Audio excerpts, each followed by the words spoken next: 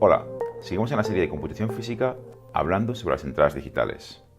En este vídeo vamos a definir qué es una entrada digital, veremos cuál es la entrada digital más sencilla, vamos a ver un ejemplo con Arduino, vamos a ver cuál es el comando más sencillo para leer entradas digitales, que es Digital Read, y haremos una revisión de algunos aspectos a tener en cuenta sobre los pines digitales en la placa Arduino. Finalmente, os indicaré cuál es el ejercicio para hacer en esta actividad.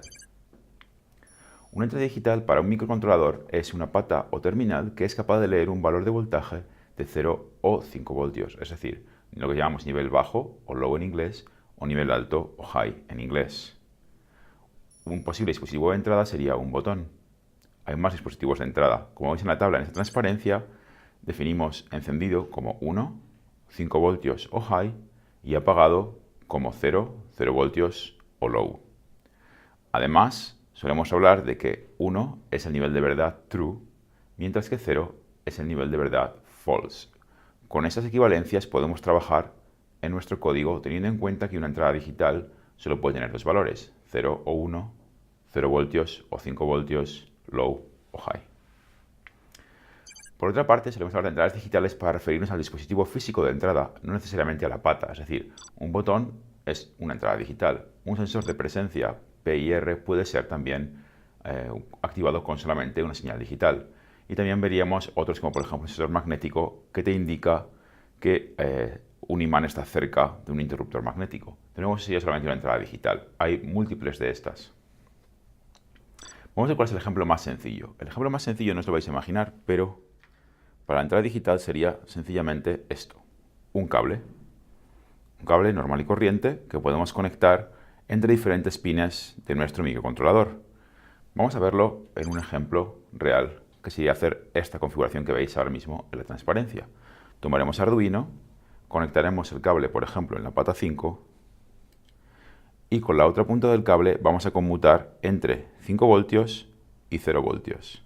De esa manera tendremos el nivel alto de 5 voltios o el nivel bajo de 0 voltios. Y así vamos a poder encender y apagar el LED de acuerdo a esta conmutación. El ejemplo para hacer esto es un ejemplo de código que se llama botón, en inglés button, y lo vamos a ver dentro de Arduino. Veamos cómo funciona. Conecto Arduino a mi ordenador.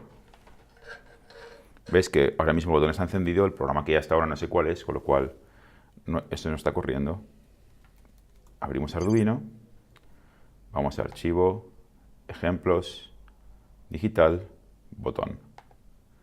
Este ejemplo, como podéis ver, lo que hace es que configura un pin para el LED, el pin número 13, y un pin para el botón, aquí dice el pin número 2.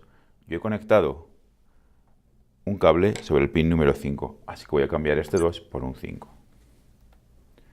Básicamente este programa lo que hace después de configurar un pin como salida y otro como entrada, como veis esto es nuevo, definir un pin como entrada, hay un comando que va a ser digital read, que lo que va a hacer es leer el estado del botón y almacenarlo sobre una variable.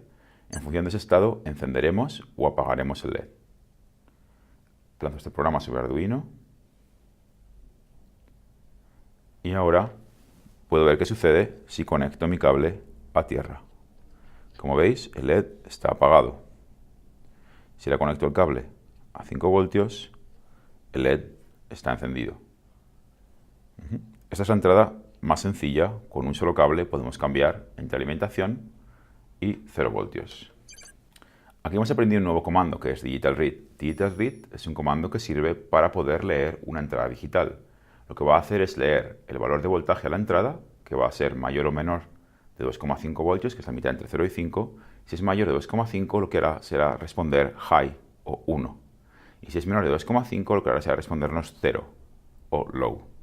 De esa manera podemos distinguir que a la entrada tenemos un nivel alto o un nivel bajo de voltaje. Tenemos que emplear digital read para almacenarlo sobre una variable y después comparar la variable dentro de nuestro código. ¿Qué aspectos hay que tener en cuenta sobre las entradas digitales?